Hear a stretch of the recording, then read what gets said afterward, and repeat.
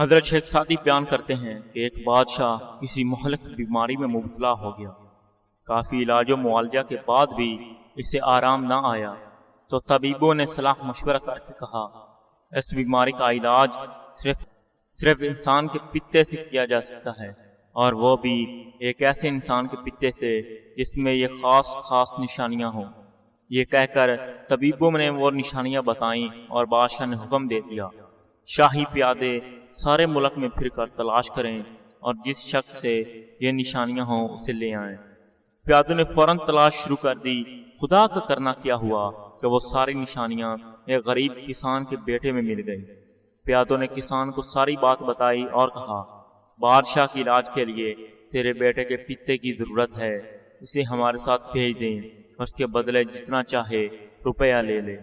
کسان بہت غریب تھا، ڈھیر سارا روپیہ ملنے کی بات سن کر آمادہ ہو گیا اور اس نے اپنے بیٹے کو سپاہیوں کے ساتھ بھیج دیا۔ سپاہی کسان کے بیٹے کو لے کر بادشاہ کے پاس آئے۔ جب خاص نشانیوں والا لڑکا مل گیا تو اب قاضی سے پوچھا گیا اس لڑکے کو قتل کر کے اس کے جسم سے پتا نکالتا جائز ہوگا یا نہیں؟ قاضی صاحب نے فتویٰ دے دیا بادشاہ کی جان بچانے کے لیے ایک جان کو قربان کر دینا جائز ہے۔ قاضی کے فتوے کے بعد لڑکے کو جلاد کے حوالے کر دیا گیا، اسے قتل کر کے اس کا پتا نکال لے۔ لڑکا بالکل بے بس تھا، وہ اپنے قتل کی تیاریاں دیکھ رہا تھا اور خاموش تھا، زبان سے کچھ نہ کہہ سکتا تھا۔ لیکن جب جلاد تلوار لے کر اس کے سر پر کھڑا ہو گیا تو اس نے آسمان کی طرف دیکھا اور اس کے ہونٹوں پر مسکراہٹ آ گئی۔ بادشاہ نے خود اس جگہ موجود تھا، اس نے لڑکے کو مسکراتے ہوئے دیکھا تو بہت حیران ہوا۔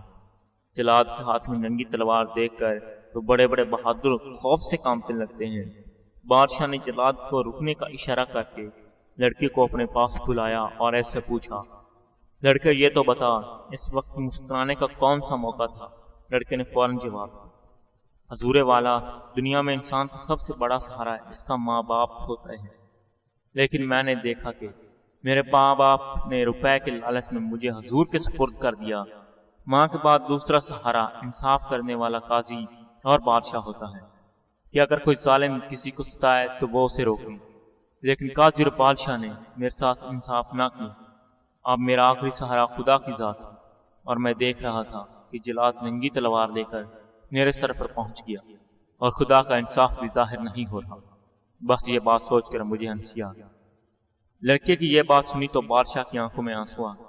اس نے حکم دیا لڑکے کو چھوڑ دو، ہم یہ بات پسند نہیں کرتے کہ ہماری جان بچانے کے لیے ایک بے گناہ کی جان لی جائے۔ لڑکے کو اسی وقت چھوڑ دیا گیا۔ بادشاہ نے بہت محبت سے اسے اپنی گود میں بٹھا کر پیار کیا اور قیمتی تحائف دے کر رخصت کیا۔ کہتے ہیں اس دن سے بادشاہ کی بیماری کم ہونا شروع ہوگی اور چند ہی دن میں وہ بالکل تندرست ہوگی۔ اس حکایت میں شیخ سعدی نے یہ نقطہ بیان کیا ہے کہ جان خواہ بادشاہ کی ہو یا کسی غریب کی، دونوں کی قدر و قیمت میں برابر ہے۔